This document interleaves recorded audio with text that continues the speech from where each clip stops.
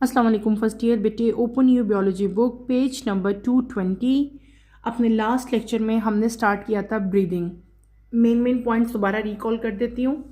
हमने पढ़ा था breathing. What is breathing? The movement of air in and out of the body is called breathing और ventilation. ठीक है, जो भी हमारी बॉडी में एयर का जाना और एयर का बाहर आना है, इस पूरे मैकेनिज्म को हम लोग क्या कहते थे? ब्रीदिंग कहते थे, या इसको हम लोग क्या कहते थे? वेंटिलेशन कहते थे।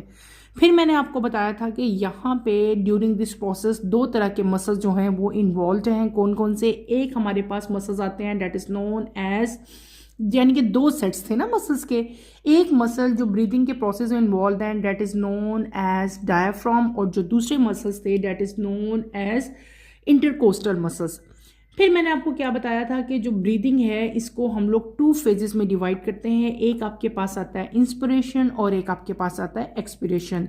इंस्पिरेशन को बेटे हमने डिटेल से पढ़ लिया था। इंस्पिरेशन में मैंने आपको क्या बताया था कि वो प्रोसेस जिसमें एयर इन जाती है, यानी कि taking in of air, air का अंदर जाना, ठीक है, हमारी बॉडी के अंदर, उसको हम लोग क्या कहते हैं? इंस्पिरेशन कहते हैं, या उसका दूसरा नाम क्या है? इनहिलेशन। इनहिलेशन लिखा हो या इंस्पिरेशन के, आप जब देखो बोथ आर सेम।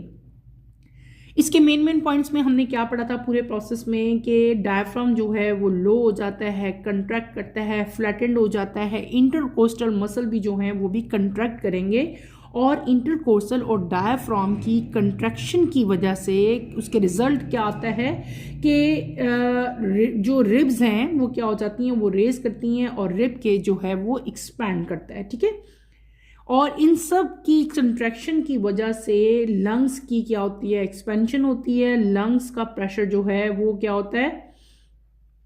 जो लंग्स का इंटरनल प्रेशर होता था, इनसाइड प्रेशर ऑफ लंग्स, वो क्या हो जाता था? वो लो हो जाता था। जब लंग्स का प्रेशर लो होता था as compare to atmospheric pressure, तो एयर जो है वो लंग्स के अंदर एंटर होती थी from outside the body. Clear है? ये प्रोसेस हमने क्या पढ़ा था? ये मेन पॉइंट्स है किसके? इंस्पिरेशन के। अब हम सेकेंड प्रोसेस की तरफ जाएंगे बेटे, that is known as expiration.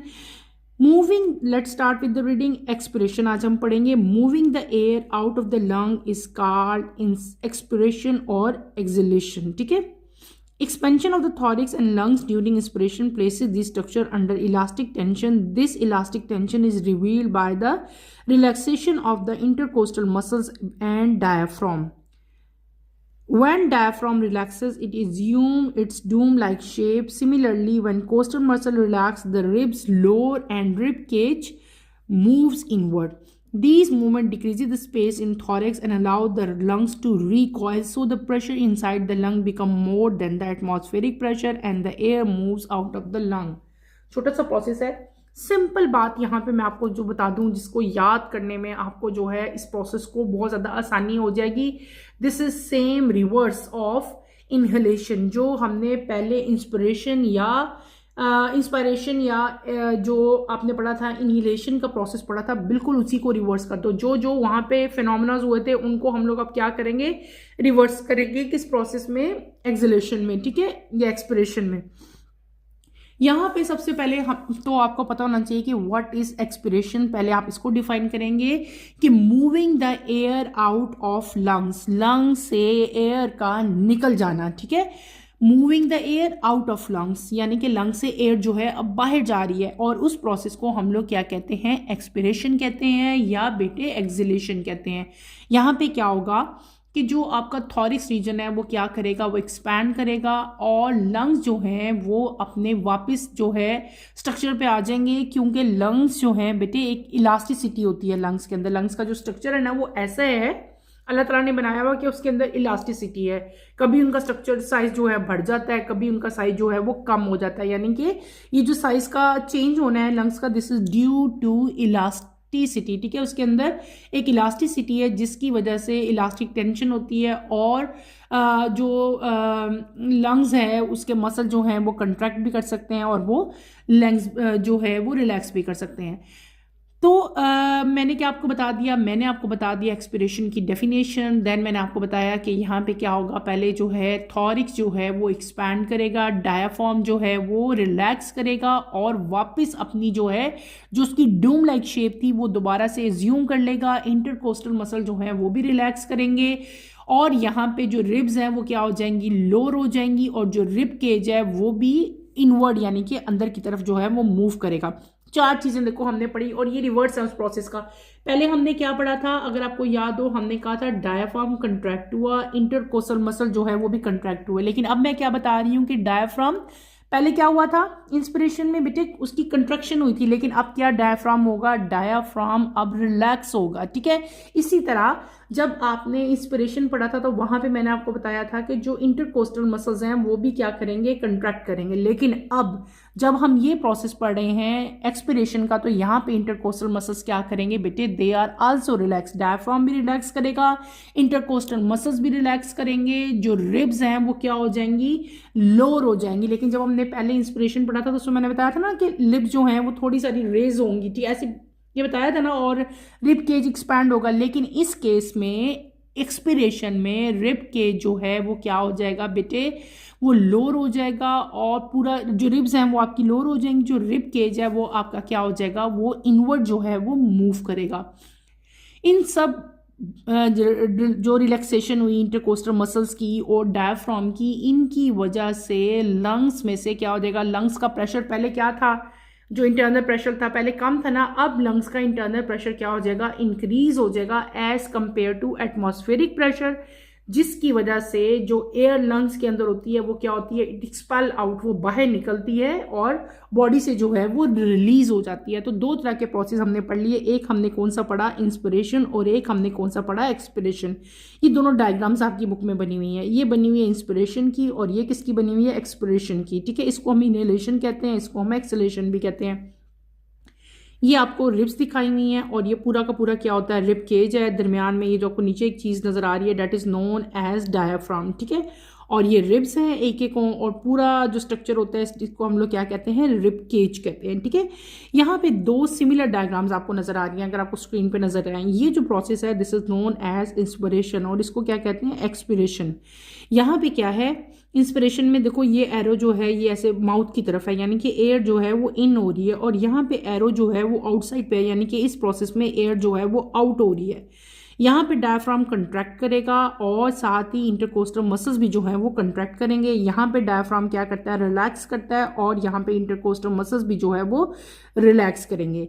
यहाँ पे रिब केज जो है बेटे एक्सपैंड करेगी, यहाँ पे रिब केज जो है वो फ्लैटन मतलब अपनी वापस जो है हालत पे आ जाएगी, स्मॉलर हो जाएगी। और यहाँ पे क्या है कि एयर जो है वो आउटसाइड से आती है क्योंकि लंग्स का इंटरनल प्रेशर कम हो जाता है, यहाँ पे लंग्स का इंटरनल प्रेशर इंक्रीज हो जाता है, डेट्स वाई यहाँ से लंग जो है वो बाहर निकल जाएगी, जो एयर है लंग्स के अंदर प्रेजेंट, ठीक है, वो मूव आउट हो जाएगी। क्लियर हो गया। तो यहाँ पे डायफ्राम जो है वो कंट्रैक्ट करता है और अपवर्ड मूव करेगा, और यहाँ पे डायफ्राम रिलैक्स करेगा तो वो ऊपर हो जाएगा, और ये जो इधर है ये डाउन मूव करेगा। क्लियर है। तो ये बेटे हमने क्या पढ़ लिया, हमने अपना प्रोसेस कंप्लीट कर लिया। इसके बाद यहाँ पे छोटा सा एक टॉपिक है, that is known as control of breathing. ठीक है, each breath is initiated by neuron in the respiratory centre located in the medulla oblongata, a part of brain stem. The neurons send impulse to the diaphragm and the intercostal muscles, stimulating them to contract, causing inspiration. When these neurons stop producing impulses, the diaphragm and intercostal muscle relax and expiration occurs. पूरी की पूरी, अच्छा, इस पूरे जो breathing का process हो रहा है ये किस तरह से कंट्रोल हो रहा है हमारी बॉडी में, इसको हम पॉइंट्स की फॉर्म में भी लिख सकते हैं। अगर आपके पेपर में नोट आ जाता है कि ब्रीथिंग का प्रोसेस किस तरह से कंट्रोल हो रहा है तो उसको हम पॉइंट्स में लिख सकते हैं। पहली बात यहाँ पे आपने क्या याद रखनी है कि हर ब्रीथ यानी कि जो हमारा सांस लेने का अमल है, जो हम सांस ले रहे हैं बेटे, ये इनिशिएट होता है, शुरू होता है किससे, किसकी वजह से, ड्यू टू न्यूरॉन। जो रिस्पिरेटरी सेंटर के अंदर न्यूरॉन जो हैं ये उनसे जो है ये स्टार्ट होगा, और ये न्यूरॉन कहाँ प्रेजेंट होते हैं, they are located in the medulla oblongata. Medulla oblongata क्या है बेटे, ये हमारे ब्रेन स्टेम का जो है वो एक पार्ट है, और दूसरी यहाँ पे मेन पॉइंट आपने क्या रखना है याद कि ये जो न्यूरॉन्स हैं ये क्या करेंगे, इनका फंक्शन क्या है। न्यूरॉन से तो इनिशिएट हो गया, ठीक है, ये मैंने आपको बता दिया। अब हमने पढ़ना है कि what are the function of these neurons. तो ये न्यूरॉन्स क्या करते हैं, ये डायाफ्राम को बेटे इम्पल्स जो है वो सेंड करते हैं, डायाफ्राम को भी और इंटरकोस्टल मसल्स को, यानी कि इंटरकोस्टल मसल्स और डायाफ्राम को ये इम्पल्स जो है वो भेजेंगे, यानी कि एक मैसेज भेजेंगे। और वो क्या करेंगे, उसके रिजल्ट में वो करेंगे कंट्रैक्शन, जो इंस्पिरेशन हो रही थी ना, यानी कि डायफ्राम और इंटरकोस्टल मसल्स कंट्रैक्ट करेंगे, जिसकी वजह से कौन सा प्रोसेस होगा, इंस्पिरेशन का प्रोसेस होगा, यानी कि एयर जो है वो लंग्स के अंदर एंटर होगी। ठीक है, इसी तरह जब इंस्पिरेशन का प्रोसेस होता है यानी कि एयर ने बाहर जाना है, तब क्या होगा कि यही न्यूरॉन जो है ये एक इम्पल्स भेजते हैं, जिस इम्पल्स की वजह से डायाफ्राम और इंटरकोस्टल मसल जो है वो रिलैक्स करेंगे, और जब वो रिलैक्स करेंगे तो कौन सा प्रोसेस होगा, एक्सपिरेशन का प्रोसेस होगा। क्लियर हो गया। यानी कि ये जो पूरा ब्रीदिंग का प्रोसेस है ये किस तरह से कंट्रोल हो रहा है, ये कंट्रोल हो रहा है with the help of neuron. ठीक है, न्यूरॉन ही इम्पल्स भेजते हैं तब ही जो है इंस्पिरेशन होती है, न्यूरॉन ही इम्पल्स भेजते हैं तब कौन सा प्रोसेस होता है, एक्सपिरेशन का प्रोसेस होता है। तो क्लियर है बेटे, हमने ये प्रोसेस कंप्लीट कर लिया। हमने क्या पढ़ लिया, मैकेनिज्म ऑफ ब्रीदिंग पढ़ा। ब्रीदिंग की डेफिनेशन आपने याद करनी है, ब्रीदिंग में कौन कौन से मसल्स इन्वॉल्व हैं, ठीक है, ब्रीदिंग कैसे होती है, और ब्रीदिंग के दो मेन फेजेस हैं, इंस्पिरेशन और एक्सपिरेशन, जो कि मैंने आपको डिटेल से पढ़ाए। ठीक है, इनको आपने अच्छी तरह से करना है। इसमें कोई प्रॉब्लम होती है, कोई कंफ्यूजन होती है तो feel free to ask any question. बेटे आपके पेपर में अक्सर एक क्वेश्चन आता है कि right down the difference between inspiration and expiration. ठीक है, तो इसलिए मैं आपको इनके डिफरेंसेस जो है वो राइट करवाऊंगी। आप लोग मेरे साथ साथ इनके डिफरेंसेस राइट करो, क्योंकि ये आपके पेपर में आ सकते हैं। दैट्स वाई इसको जो है हम अब कंप्लीट कर लेंगे, ताकि अगर ये हमारे पेपर में आते हैं तो बेटे वहाँ पे आप कंफ्यूज ना हो और इसे जो है अच्छी तरह से अटैम्प्ट करके आओ। तो मेरे साथ आप लोग ये ना डिफरेंस लिख लें। ठीक है, इसको आप लोग अपनी अपनी नोटबुक्स में नोट कर लो। Write down the difference between both process, जो ब्रीदिंग के प्रोसेस है ना, इनमें हम लोग अब क्या कर लेते हैं, हम इनमें डिफरेंसेस जो है वो राइट कर लेते हैं। तो इसी तरह से एज यूजुअल, जिस तरह हमेशा मैं आपको दो कॉलम सुनवाती हूँ, आप लोग ऐसे ही दो कॉलम बनाएं। ठीक है, एक कॉलम में हम लोग यहाँ पे क्या राइट कर लेते हैं बेटे, हम राइट करते हैं यहाँ पे इनहेलेशन, इन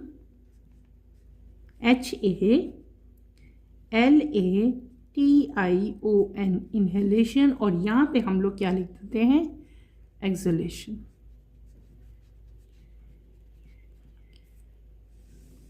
ठीक हो गया, ऐसे ही आप लोग भी लिख दो। तो ये तो आपको पता ही है ना, इनहेलेशन या इंस्पिरेशन एक ही बात है, एक्सहेलेशन और एक्सपिरेशन एक सेम वर्ड्स हैं, सेम मीनिंग्स हैं इनके। ठीक है, आपने इनको ऐसे लिख लेना है।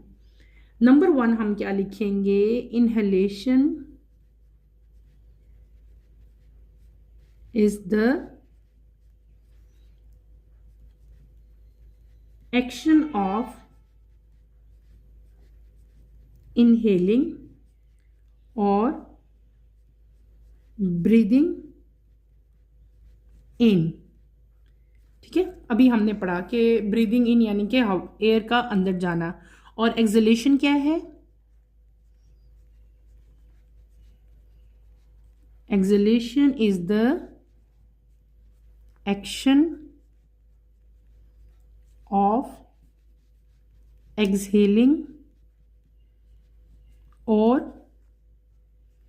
Breathing out. Clear. Number 2 difference यहाँ पे आप क्या राइट करोगे, यहाँ पे क्या होगा, डायाफ्राम, हमने पढ़ा था ना, अभी मैंने अभी पढ़ाया आपको, जस्ट हमने कंप्लीट किया। डायाफ्राम इस केस में क्या होगा, PHARGM, डायाफ्राम कंट्रैक्ट। इसमें डायाफ्राम क्या करता है, कंट्रैक्ट करता है, एंड फ्लैटन, और फ्लैट हो जाता है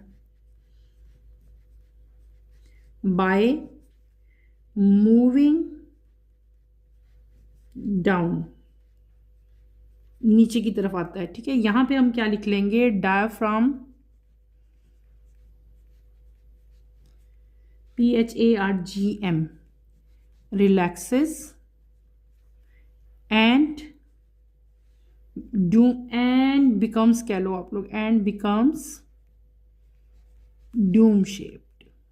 इसकी जो शेप है ना उसको डूम शेप कहते हैं हम लोग, and Doom shaped by moving up, वो डाउन होता है, ये क्या हो जाता है, अप हो जाता है।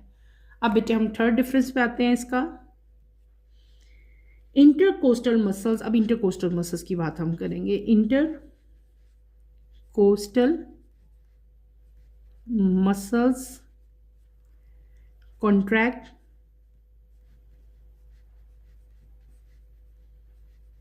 एंड दो तरह के इंटरकोस्टल मसल्स होते हैं, ठीक है, एक इंटरनल होता है और एक कौन सा आपका होता है, एक्सटर्नल होता है, ठीक है। लेकिन मैं यहाँ पे आपको ना जस्ट आपकी बुक वाला लिखवाऊंगी, इंटरकोस्टल मसल्स यहाँ पे क्या करेंगे, कंट्रैक्ट करेंगे, आप बस ये लिख लो, ठीक है, ये छोड़ देते हैं। और यहाँ पे क्या होगा, इंटरकोस्टल मसल्स रिलैक्स। क्लियर है। अब हम चलते हैं नंबर 4 पे। आप और हायर लेवल पे जाओ ना तो आपको पता चलेगा यहाँ पे भी दो तरह की मूवमेंट इन्वॉल्व होती हैं, वो भी मैं आपको नहीं करवा रही क्योंकि आपके सिलेबस में इंक्लूड नहीं है। नेक्स्ट बात हम करेंगे रिब केज की, ठीक है। रिब केज पे भी तो इफेक्ट आता है ना इस पूरी मूवमेंट से। तो रिब केज मूव्स फॉरवर्ड, यहाँ पे हम सिंपल लिख लेंगे इनहेलेशन में कि rib cage lift ups and out. Rib cage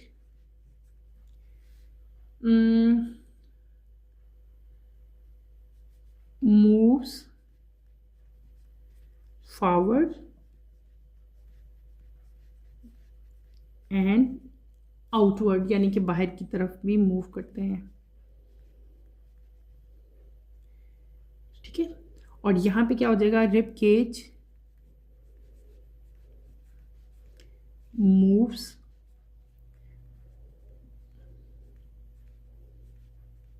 downward, forward है ये, डाउनवर्ड है, and inward. Clear. Number 5 difference यहाँ पे क्या होगा, size of chest cavity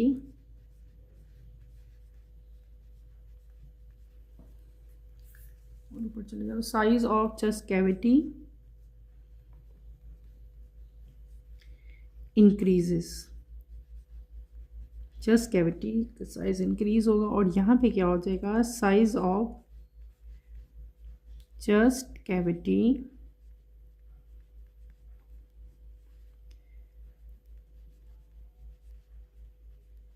decreases. Clear. आगे हम लिख लेते हैं प्रेशर का भी बता देती हूँ मैं आपको। यहाँ पे प्रेशर का भी जो इम्पैक्ट आया था वो क्या था कि air pressure inside the lung reduces, air pressure inside the lungs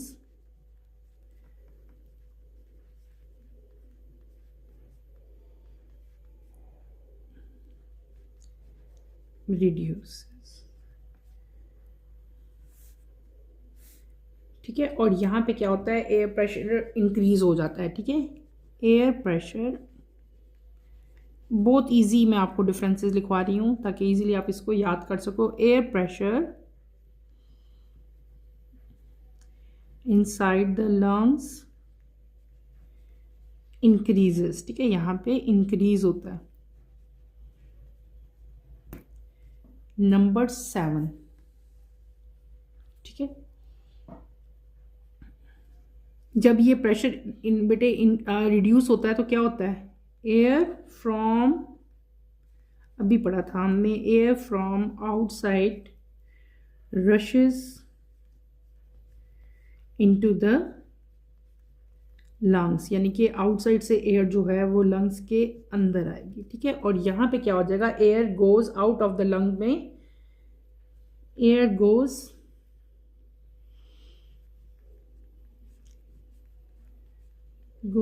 out of the lungs। Next आता है number 8, lungs are in flood, FLA, just a second now, lungs are inflated, और इस केस में क्या होगा हमारे पास, लंग्स आर डिफ्लैटेड, वो flat हो जाते हैं और यहाँ पे क्या होता है, डिफ्लैटेड हो जाते हैं लंग्स। ठीक है, नंबर 9 पे आप क्या राइट करोगे, oxygen is taken into blood, oxygen OXYGEN, oxygen is taken into the blood. ठीक है, और इस केस में हम क्या राइट कर लेंगे, नंबर 9 पे यहाँ पे हम लिखेंगे कार्बन डाइऑक्साइड, मैं CO2 लिख देती हूँ, पूरा नहीं लिख रही, carbon dioxide is taken of from the blood, blood में से कार्बन डाइऑक्साइड जो है वो रिलीज हो जाती है। एक यहाँ पे डिफरेंस और लिख लेते हैं हम लास्ट, नंबर 10, जो इनहेलेशन है बेटे, it is active process, and active process,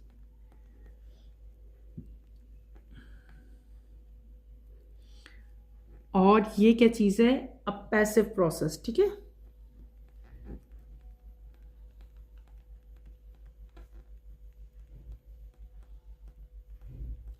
ठीक है, क्योंकि यहाँ पे मस्कुलर कंट्रैक्शन इन्वॉल्व नहीं है और यहाँ पे मस्कुलर कंट्रैक्शन इन्वॉल्व है, लिख देती हूँ मैं आपको। यहाँ पे क्या होता है, मस्कुलर कंट्रैक्शन, उसी की वजह से फिर आगे ये होगा ना, और यहाँ पे क्या होता है, नो मस्कुलर कंट्रैक्शन।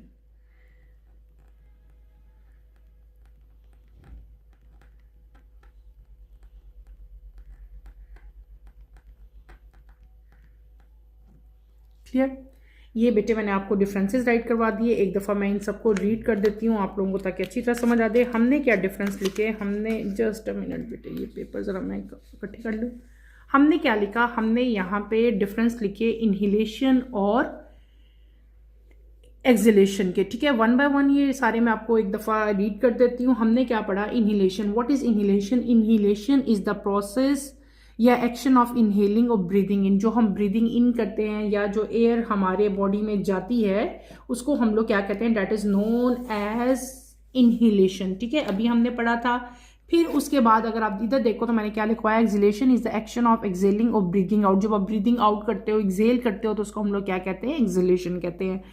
यहाँ पे मैंने आपको राइट करवाया कि diaphragm contract and flattens by moving down, यहाँ पे डायफ्राम जो है बेटे वो कंट्रैक्ट करेगा, फ्लैट हो जाएगा और नीचे चला जाएगा, मूविंग डाउन।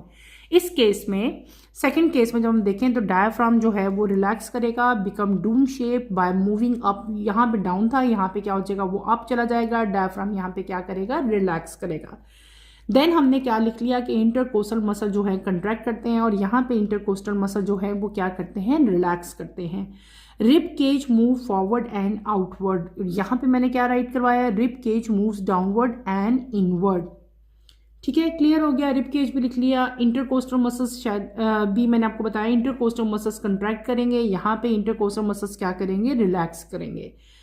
4 हो गया। 5 का हमने क्या लिखा था कि size of chest cavity increase, जो चेस्ट कैविटी है उसका साइज जो है वो ड्यूरिंग, जब हम एयर इन करते हैं तो चेस्ट कैविटी का साइज जो है वो क्या हो जाता है, इंक्रीज हो जाता है, जबकि एक्सहेलेशन के प्रोसेस में साइज जो चेस्ट का है वो क्या हो जाएगा, डिक्रीज हो जाएगा।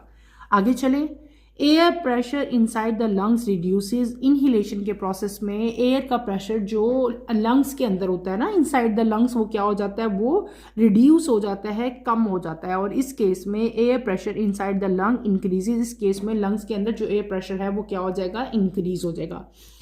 नंबर 7 पे मैंने आपको क्या लिखवाया कि air from outside rushes into the lung, जो एयर आउटसाइड है यानी कि जो हमारे नोज से अभी अंदर आई थी, वो एयर जो है वो कहाँ जाएगी, वो जाएगी लंग्स में। क्यों? क्योंकि लंग्स का जो इंटरनल प्रेशर है वो ऑलरेडी रिड्यूस है, कम है, तो एयर जो आउटसाइड से है वो कहाँ जाएगी, हमारे लंग्स में जाएगी। और यहाँ पे क्या होगा कि air goes out of the lung, और यहाँ पे एक्सहेलेशन के प्रोसेस में बेटे एयर जो है वो लंग से निकल जाएगी। क्यों निकल जाएगी? क्योंकि एयर का प्रेशर जो है वो लंग्स के अंदर ऑलरेडी बहुत ज़्यादा हाई है। नंबर 8 पे मैंने क्या बताया कि लंग्स आर इनफ्लेटेड, यहाँ पे लंग जो है वो फ्लैट हो जाएंगे और यहाँ पे लंग जो है वो डिफ्लैटेड हो जाएंगे। ठीक है, बहुत ईजी था। नंबर 9 पे मैंने आपको क्या राइट करवाया कि oxygen is taken into the blood. इस प्रोसेस में ऑक्सीजन जो है वो ब्लड के अंदर जो है शामिल हो जाती है और ब्लड से सारी बॉडी में जो है वो डिस्ट्रीब्यूट होगी। और एक्सलेशन के प्रोसेस में क्या होता है कि कार्बन डाइऑक्साइड जो है बेटे वो ब्लड से निकाल ली जाती है, ब्लड से निकल जाती है, और यही कार्बन डाइऑक्साइड जो है ये हमारे माउथ के ज़रिए जो है ये बॉडी से बाहर निकल जाएगी। इन द एंड मैंने आपको जो लास्ट डिफरेंस राइट करवाया वो क्या था कि इनहेलेशन जो है वो एक एक्टिव प्रोसेस है, ठीक है। जैसे हमने पढ़ा था ना एक्टिव और पैसिव, हम लोग ट्रांसपोर्ट पढ़ते हैं, प्रोसेस पढ़ते हैं, तो ये जो इनहेलेशन है this is an active process, और जो एक्सलेशन है वो कौन सा प्रोसेस होता है, पैसिव प्रोसेस होता है। एक्टिव प्रोसेस क्यों है, why this is active process, मैंने ये भी लिख दिया क्योंकि इस प्रोसेस में जो आपके पास है मसल्स जो हैं वो क्या करते हैं, कंट्रैक्ट करते हैं, और इस केस में जो मसल्स हैं वहाँ पे वो रिलैक्स करेंगे, उनकी कंट्रैक्शन नहीं होगी। और जब कंट्रैक्शन होती है तो हम उसको क्या कहते हैं, एक्टिव प्रोसेस कहते हैं, क्योंकि बाहर से एयर जो है वो रश करके आ रही है किसकी तरफ, यानी कि हायर कंसंट्रेशन से कहाँ आ रही है, लोअर कंसंट्रेशन में। और एक्टिव ट्रांसपोर्ट में ये होता है ना, हायर से लोअर की तरफ मूवमेंट होती है, यानी कि बाहर की तरफ क्या था, एटमॉस्फेरिक प्रेशर ज़्यादा था, लंग्स में प्रेशर कम था, तो बाहर से एयर जो है वो कहाँ आई, लंग्स के अंदर आई। तो इस तरह की ट्रांसपोर्ट को, इस तरह के मैकेनिज्म को बेटे हम लोग क्या कहते हैं, एक्टिव प्रोसेस कहते हैं। इसलिए मैंने यहाँ पे ये एक्टिव प्रोसेस लिखवाया और ये हमने क्या लिख दिया, पैसिव प्रोसेस लिख लिया। क्लियर हो गया, हमने अपने यहाँ पे डिफरेंसेस जो है वो कंप्लीट कर लिए। आपने ये डिफरेंसेस अपनी अपनी नोटबुक्स पे, रजिस्टर्स पे इनको अच्छी तरह से उतार लो, क्योंकि ये आपके पेपर में आ सकते हैं। और अगर इन केस इसके करने का बहुत सारा फायदा भी है, सिर्फ ये नहीं है कि डिफरेंस ही करने हैं, आप अगर इस पूरे डिफरेंसेस को याद कर लो तो ये इनहेलेशन का पूरा प्रोसेस ही लिखा हुआ है मैंने पॉइंट वाइज, ये एक आपका नोट भी बन गया, right the note on inhalation. तो ये सारे पॉइंट्स लिख दो, नंबर 10 के 10 तो ये आपका इनहेलेशन पे नोट बन गया। एक्सलेशन पे नोट आता है तो यही पॉइंट्स की फॉर्म में आप लिख दो तो वो एक्सलेशन पे नोट बन जाएगा। क्लियर हो गया, समझ आ गई इस प्रोसेस की। आपकी बुक में बेटे यहाँ पे एक इंफॉर्मेशन दी हुई है, इस इंफॉर्मेशन को भी हम पढ़ते जाते हैं, फिर अब इंशाल्लाह अगला टॉपिक हम नेक्स्ट लेक्चर में स्टार्ट करेंगे। यहाँ पे पेज नंबर 220 पे आप लोग आओ, यहाँ पे ये जो कलर्ड बॉक्सेस होते हैं, इधर एक इंफॉर्मेशन दी हुई है, उसको हम लोग पढ़ लेते हैं। Birds have lungs as well air sac in their body. Air flows in one direction. It flows from outside to posterior air sac. From here the air goes to the lungs, then to interior air sac, and then outside. The flow of air is in the opposite direction from blood flow, so gas exchange take place much more efficiently. This type of breathing enables bird to obtain the required oxygen even at high altitude where oxygen concentration is low. बहुत important information है, हमने अभी पढ़ा था जब हम high altitude पे जाते हैं तो हमारा मैकेनिज्म ब्रीदिंग का किस तरह से होता था। हाई एल्टीट्यूड पे ऑक्सीजन का लेवल जो है वो कम होता है। यहाँ ये आपको कल मैंने इन्फॉर्मेशन बताई थी ना, बिल्कुल यही इन्फॉर्मेशन अब बर्ड्स के लिए भी दी गई है कि जो बर्ड्स हैं बेटे, जितने भी बर्ड्स हैं, इनमें क्या होता है कि इनकी बॉडी के अंदर लंग्स भी प्रेजेंट होते हैं, और लंग्स के साथ साथ इनकी बॉडी के ऊपर एयर सैक्स भी प्रेजेंट होते हैं। एयर जो है वो एक ही डायरेक्शन में मूव करती है, आपको पता है ना, एयर का फ्लो होता है, एयर लेफ्ट जा रही है, राइट जा रही है। हम एयर का डिफरेंट टाइप के इंस्ट्रूमेंट्स हैं जिनसे एयर की डायरेक्शन जो है वो फाइंड आउट की जा सकती है। तो एयर जो है आउटसाइड से पोस्टीरियर एयर सैक्स में जो है वो फ्लो करेगी। एयर की बात हो रही है, उनकी बॉडी के अंदर एयर सैक भी प्रेजेंट है, दो चीज़ें प्रेजेंट है ना, लंग्स प्रेजेंट है as well as air sacs. उनकी बॉडी के अंदर जो है वो अब एयर सैक्स में क्या जाएगी, छोटे छोटे सैक लाइक स्ट्रक्चर्स बने होते हैं वहाँ पे जिनको एयर सैक्स करते हैं। आउटसाइड से एयर जो है वो एयर सैक के अंदर जाती है, यहाँ से एयर जो है वो कहाँ जाएगी, अब लंग्स में जाएगी, ठीक है। लंग में यानी कि देखो जिस तरह हमने पढ़ा था ना कि हमारे नोज के जरिए इस तरह जाएगी, इधर ये वाला फिनोमेना नहीं है। यहाँ पे क्या होता है कि एयर सैक में जाएगी, एयर सैक से जो एयर है वो कहाँ पे मूव करेगी, वो करेगी मूव टूवर्ड लंग्स, और लंग से कहाँ मूव करनी है, then to anterior air sacs, यानी कि उसके एंटीरियर भी दो तरह के यहाँ पे एयर सैक्स हैं, एक एंटीरियर है एक पोस्टीरियर है। लंग्स में आने के बाद कहाँ मूव करना है उसने, एंटीरियर एयर सैक्स में, और वहाँ से जो है वो आउटसाइड जो है वो दोबारा निकल जाएगी। पूरा एक साइकिल है। तो ये जो फ्लो ऑफ एयर है ये ब्लड फ्लो की वजह से जो है ऑपोजिट डायरेक्शन में होता है। गैस एक्सचेंजेस यहाँ पे जो है ज़्यादा एफिशिएंटली जो है वो होती हैं as compare to human being. यहाँ पे जो गैस एक्सचेंज है ज़्यादा एफिशिएंटली बेटे हो रही होती है। और इस टाइप की ब्रीदिंग में ब्लड जो है उनकी जो डिमांड है ऑक्सीजन की वो भी बहुत सही तरह से फुलफिल हो रही थी at even at high altitude. Birds तो बेटे बहुत ऊपर तक फ्लाई करते हैं ना हर तरह के ब्लड। अब हम ह्यूमन बींग्स तो हमें अभी हमने फिनोमेना पढ़ा था कि जैसे जैसे हम लोग हाई एल्टीट्यूड की तरफ जाते हैं हमें तो बहुत प्रॉब्लम हो जाती है सांस लेने में, हमारा सांस फूलता है। लेकिन बर्ड्स के केस में ऐसा नहीं है। बर्ड जो है वो जितनी मर्जी ऊपर फ्लाई करें, ठीक है, जितना मर्जी हाई एल्टीट्यूड में करें, तो उनकी इस मैकेनिज्म की वजह से वो रिक्वायर्ड ऑक्सीजन जो है उनको हमेशा मिलती रहती है। इवन वहाँ पे ऐसी जगहों पे भी जब ये जाते हैं जहाँ पे ऑक्सीजन कंसंट्रेशन लो होती है तो उनका ये प्रोसेस जो है वो कंटिन्यूसली आराम से जो है वो चलता रहता है। यहाँ पे आपकी बुक में डायग्राम भी बनी हुई है। ये है इनहेलेशन और ये है एक्सहेलेशन। यहाँ पे क्या है आपके पास, ये देखो दो आपको एयर सैक्स दिखाए हुए हैं, एक ये और एक ये कौन सा था, एंटीरियर था, ये कौन सा है, पोस्टीरियर है। और दरमियान में जो स्ट्रक्चर दिखाया हुआ वो क्या है, लंग है। एयर आई, ठीक है, और एयर आने के बाद क्या हुआ, लंग में आई। एक इंटीरियर से आ रही थी, एक साइड से आ रही है और एक साइड से क्या हो रही है, वो निकल रही है, ठीक है।